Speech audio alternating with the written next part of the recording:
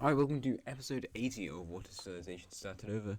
This one probably won't be as long as for the previous ones because they've been fairly long episodes because there's been a lot to cover. This one is episode 80, which is an important sort of one, every 10 episodes you like to do something fun.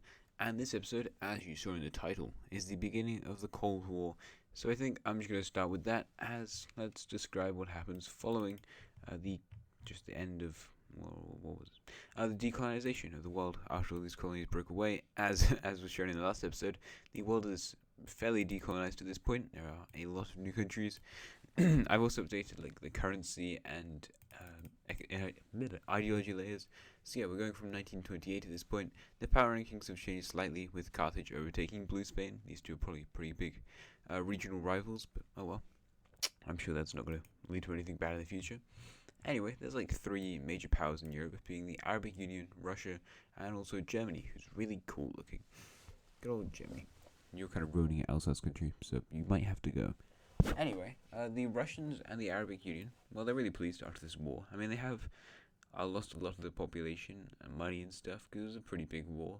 However, yeah, they won. That's good. They won, and now they kind of have the entire world themselves. They're currently in alliance with the Germans, so the three strongest countries in the world are in one alliance, which feels kind of scary.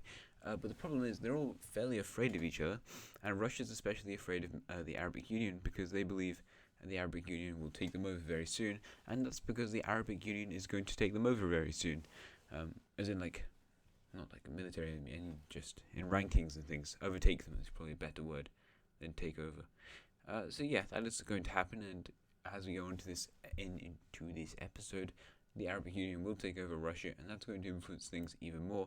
However, the Arabic Union is kind of scared of Russia because they're afraid of how Russia might react to them becoming even stronger, which is, it's fair. But they're scared of Russia because Russia's scared of them, which is a really good way of things happening. So I'm glad the world has sorted out its diplomacy pretty well. But this is going to be a sort of festering issue across the rest of the episode, and we'll see what happens at the end of it. I mean, we already kind of know what's going to happen at the end of it. However, also, I guess we'll show you ideology. It's a mess. There's a lot of different countries that are. There's also democracies up here in the north. Many of these Arctic countries are democracies. We have a few dictatorships, military dictatorships. The light grey, the green is an oligarchy. There's two monarchies. Oh, Hawaii. Hello. A random island country. Hello. Galapagos Islands is led by a dictator who just rules the island by himself. But there's two monarchies in Ecuador and Nicaragua. They're just a monarchy. Cuba's an oligarchy, funnily enough. This is all old, but these guys are also a dictatorship, just like all of the other Amazonian countries, which is funny. Both of these guys are democracies, and so the Peruvian countries. Sorry, and then to Africa, there's quite a few corrupt countries here, but there's some democracies in the south, a few dictatorships. The Kerguelen Islands are a democracy, which is nice. Horn of Africa, that's a big mess, but it's fairly democratic because of interventions by Carthage and the Arabic Union. You lost your ideology for some reason. What is that about? Libya is a democracy, even though they're an absolute mess. The Sahara has quite a few sort of controversial countries, especially this guy. You're a military dictatorship, and the Congo is kind of weird as well. Heading on over to Southeast Asia, it's actually fairly terrible here. There's a few democracies, but there's quite a few dictatorships and autocratic oligarchies. Like all of Northern Australia is run by military dictatorships. It says Papua New Guinea. Oh, you're going to be kind of important today, aren't you? And then there's all these islands and things, and they're democratic because they're islands. Another cultural layer is less important because it's currency. Currency. Lots of these are you got the old Chinese one. You have who even is that? Whose currency is that? Who do you have? I don't know. Did you make one? I don't think so. Did you take the Chinese one? I mean, probably. Oh, they took the Bengali one. That makes sense. You've got British, you've got Dutch. All you guys have the British currency because it's still a fairly strong currency. This is the Chinese one. They adopted lots of that. Some marching countries took the Indo-Chinese one. You have Sweden, and you have. Do you have the German one? Oh no, the Southern Indian one. There we go. Your Spanish-led. Africa's got a lot of Carthaginian currency because they're the big African superpower. Some of these guys have the Arabic Union one. There is a new South African currency that's risen up, and these guys use the British currency. Over in Peru, there's a Peruvian currency, and there's also a Brazilian one. These guys are all Carthaginian, so lots of the other countries around them adopted that. There's a Mexican currency that was made by all these guys, including Cuba, and then also an American and Arctic currency. So that kind of unites those regions better. Anyway, that's fun. What do we do now? Oh my god, I spoke so quickly in such a short amount of time. Also, alliances, just to point it out, there's no triangle alliance anymore. That's gone. So that's fun. Anything else? Nuclear bombs. Yes, we're going to get to those maybe in a bit. Because people are kind of afraid of what nuclear bombs can do. Also, the council... I'm just going to try and move this layer. Where is it? Currency. There we go. Yes, Council of Oversight has been disbanded. It no longer exists, which means I can just kind of delete this layer. Bye-bye. Trade routes also doesn't matter, but I still got it. Antarctica, one thing happened here with the Northern Australians, or Western Australians, I mean, taking over control of the Dutch colony over there, so this country, or Dutch Antarctic colony, so that's fun, I guess. But let's go back here to Europe, because the Russians, in an effort to kind of, like, show that they are not afraid of Mesopotamia or Arabic Union, I mean, you know, they're their own cool little thing. They're going to invade a country. This is quite a few years after the end of World War II, so they have rebuilt effectively. But you should be able to guess which country they're going to invade. It's Germany. No, they're invading this silly little purple country right here. Russian troops move in within like 3 days and take the capital, along with this other 2 cities down here. This is a really easy invasion, and it lasts for like a week, if that. Well, probably a bit. Yeah, maybe a week. And in the peace treaty, we see this country fully annexed into Russia, making their Black Sea access and just access to those regions stronger. So that's good, because the Black Sea is kind of fun. Anyway, the Arabic Union's like, hey, I think you're doing that to try and scare me, so I'm going to do my own very, very small invasion. And, hello, Mecca. Unfortunately for Mecca, they are going to be invaded by the Mesopotamians, and the country is crushed in like a day, because it's a tiny city. Was it just one province? Oh yeah, it was. Good. Anyway, that's funny. By Mecca. Damn it. Alright, so both those guys are trying to scare each other, and they're both kind of like, you're seeing that I'm trying to scare you, and it's not really working, and now I'm kind of afraid of what you're going to do. So yeah, some diplomatic channels are going to be opened up, and we're not going to worry about that. Mentioning, of course, it is a few years after World War II. But let's head over to Italy. We'll get to Libya in a second, I think. But Italy, give me a sec.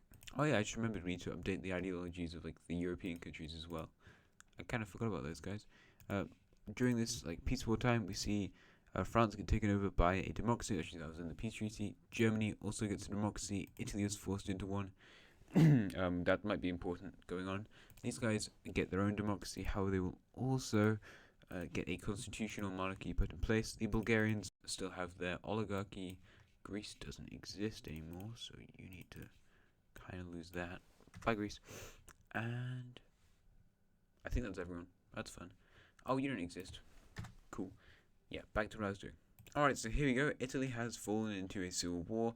I don't know if that was predictable or not.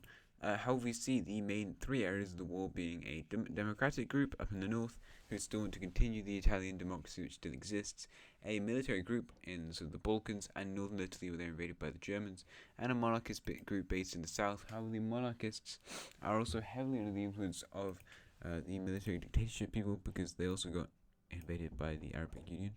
So I'm not sure they're going to stay very stable. However, in the start of the war, we see democratic forces move out and link up to these territories with the monarchists, whilst military dictatorship forces move out over here in the east, separating off this territory, moving into some of these eastern cities near Venice, and also into some of these rural areas where people were more pro the dictatorship, which is strange, but you know, oh well.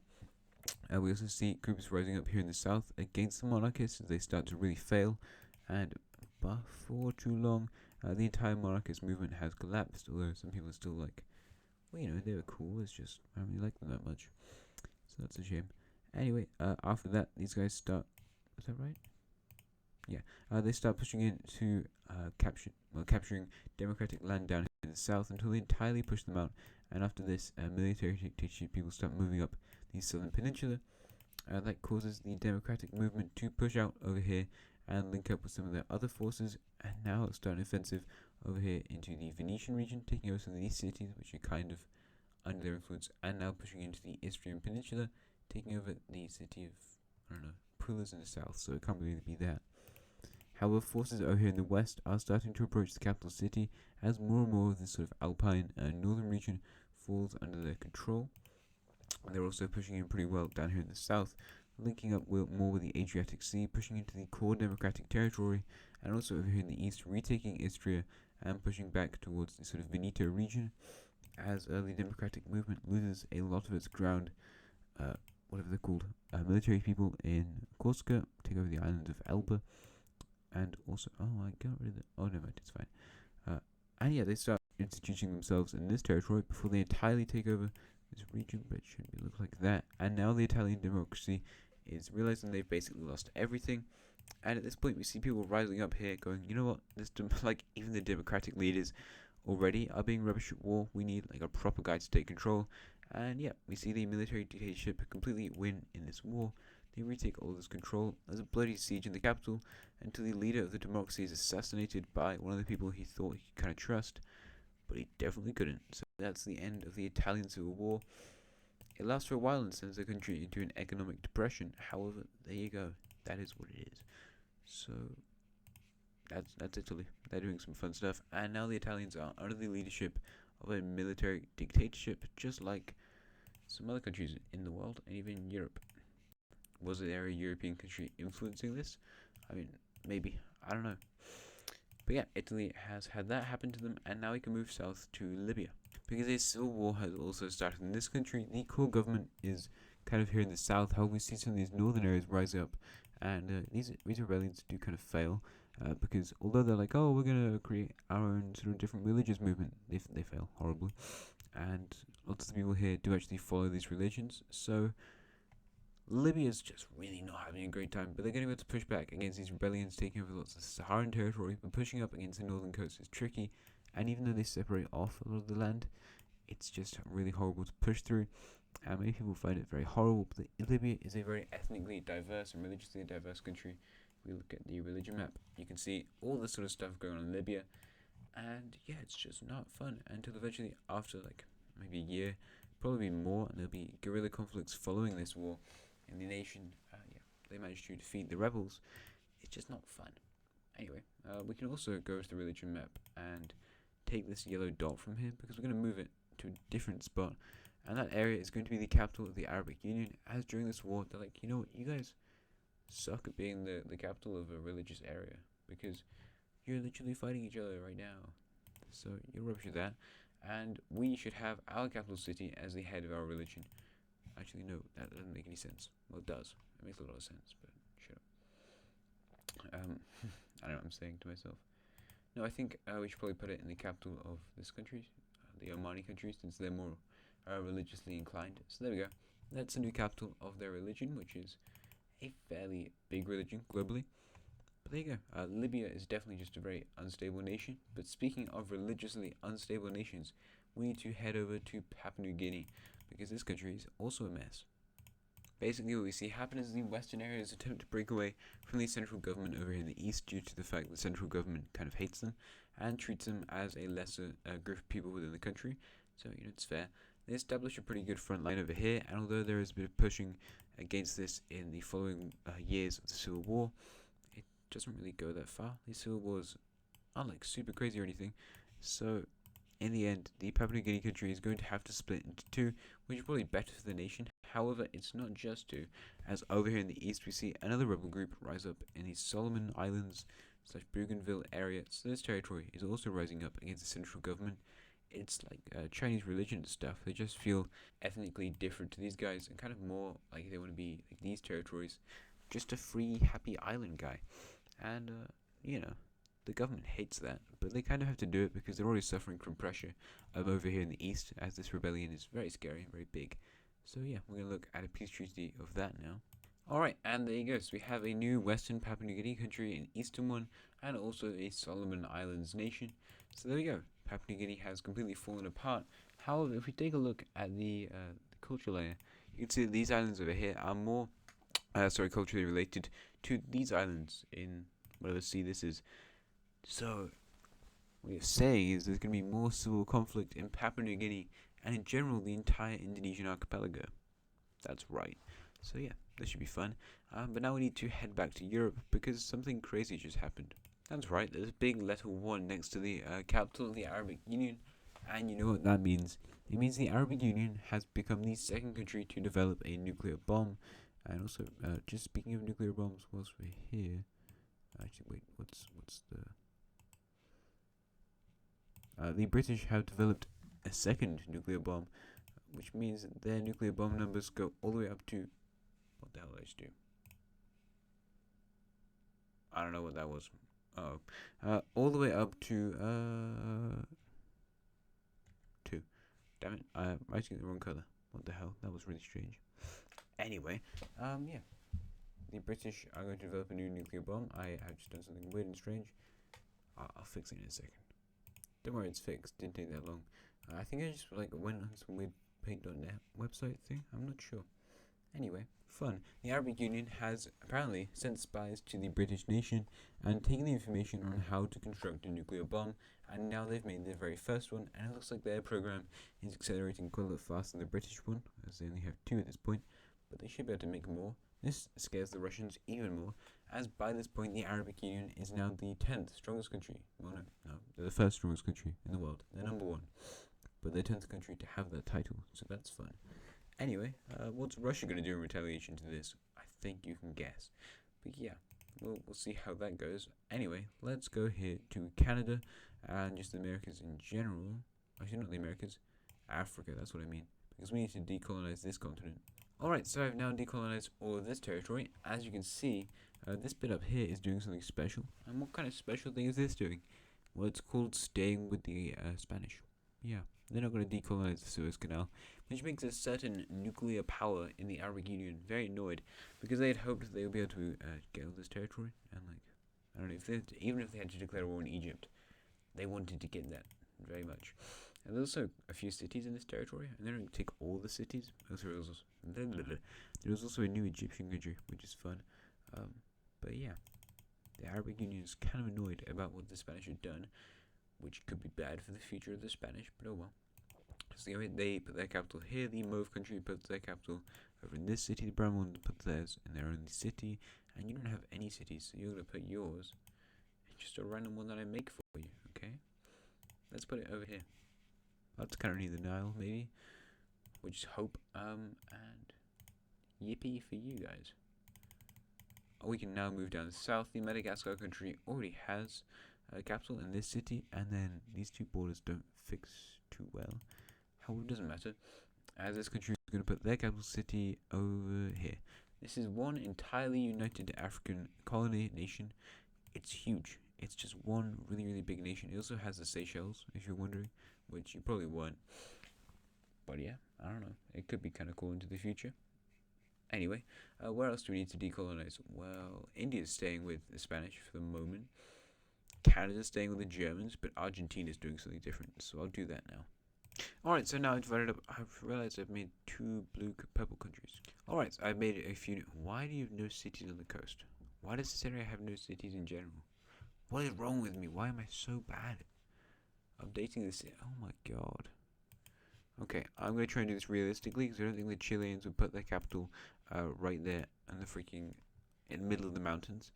And the other Chileans are also going to not put their capital in the mountain. Oh, I put the wrong freaking layer as well. Dumbass. Anyway, yeah, you're going to put yours over here. The Uruguay country in the south is going to put theirs over here. You're going to put yours, I don't know, this area. And then you can put yours here, and you can put yours there. Fun. And I'll also just give you some cities. I'll update the cities in a second. Well, soon-ish. So that'll be fun. I also forgot to make 1 more country, but I can do that right now. But it's going to be a really cool one. Don't worry. It's a really fun one. It's going to be the union of the Falkland and South Georgia South Sandwich Islands. So, pretty interesting. As you can see, the Horn Island over here. I'm stupid, apparently. Why am I stupid? Horn Island is staying, actually, with the Spanish. And, you know, that might be like, why? Why bother keeping this island? Well, there is some benefit and wealth to it. not a whole lot, but trade does go around through the Drake Passage, so they're going to try and keep that so they can monopolize on any sort of trade that goes on through there. I don't know. I just thought kind of like fun keeping some territories as like crown dependencies. I don't know. As a British person, I think it's kind of fun. But the Spanish were doing a similar sort of thing. I mean, the Germans still have all of Canada, so I wouldn't complain too much. They have all of this. Anyway, let's go back to Europe, because something really cool happened in Europe. And I've actually turned off the nuclear bomb layer and gone on to the alliance layer, because this entire alliance has just collapsed. The Germans left a while ago, a bit after the Arabic Union discovered nukes, and with the nuclear threats happening and the Arabic Union now discovering the Russians and also the Germans are sending spies into Britain to try and get their own nuclear information, they are having a lot of a harder time than the Arabic Union, probably because these guys like upped their defenses and stuff. Once they discover that, and they're like, wait a minute, you're doing this so you can get at me, because I made nukes just for my own defense, because I was worried about you. This entire alliance collapses, and now there are no alliances in the world. How that is going to change right now, because the Arabic Union will be recreating the good old Circle alliance that they just had like a second ago, and the Russians will be also making their own alliance. So number one, we also decreases this. The Arabic Union makes an alliance, and following that, the Russians make a cool new square alliance. But now we have to add some nations to these alliances. So who else will be joining the Arabic Union's military alliance, the Circle? Why? I made them both squares. I might just be stupid. Oh no. Never mind. I'm an intelligent guy. Don't worry, guys. I know what I'm doing. There we go. Who else is joining the Arabic Union's... Okay.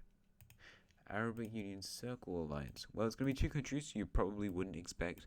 And that's because of what happened in like 2 episodes ago, as the nations of France and Norway join the Arabic Union's military alliance. The Arabic Union won. That one, which they just got completely obliterated by in World War II. They're now joining this alliance, and you might be able to see why when you see the Russian alliance. And also they're kind of afraid of Germany. The British don't join, which is just good for global tensions, because 2 nuclear powers, the only 2 nuclear powers, being on the same side would be very scary. But the Russian alliance is going to be kind of more predictable, maybe, as one major Russian ally is going to be the nation of Ireland. That makes sense. As I said before in previous episodes, the Russians and the Irish are very good allies, and the other one is Italy. And now you can kind of guess who was maybe funding the Italian military dictatorship, because they were Russian aligned. And there you go. Here is the alliance layer in Europe. Also, the Russians need to be in their alliance. There are 6 countries in an alliance at the moment, and yeah, this should be pretty fun going on forward. More countries are going to be added, more alliances are going to be created, including economic alliances, because the world is in desperate need of more of those. I don't know if I mentioned as well, you know the blue bit, like the outside of these blocks, that means that they can use whatever currency they like, because if we go on the currency layer, which is somewhere, as you can see, these guys have got the Central Asian one, you use your own currency, and you use the Chinese currency, or the new Chinese currency. So they don't have to use the same currency, which is why it's blue on the outside. If it was red on the outside, they would have to use the same currency, which they probably might implement into the future. It's something if you want to make your alliance more centralized. Anyway, that's fun, and that is the end of today's episode. In the next episode, we're going to see the expansion of more alliances, and just general Cold War stuff, a load of wars as well. And yeah, it should be a lot of fun, and nukes, lots of nuclear bombs. But yeah, I'll see you again next time. Thanks a lot, and have a nice rest of your day. Subscribe, I guess, as well.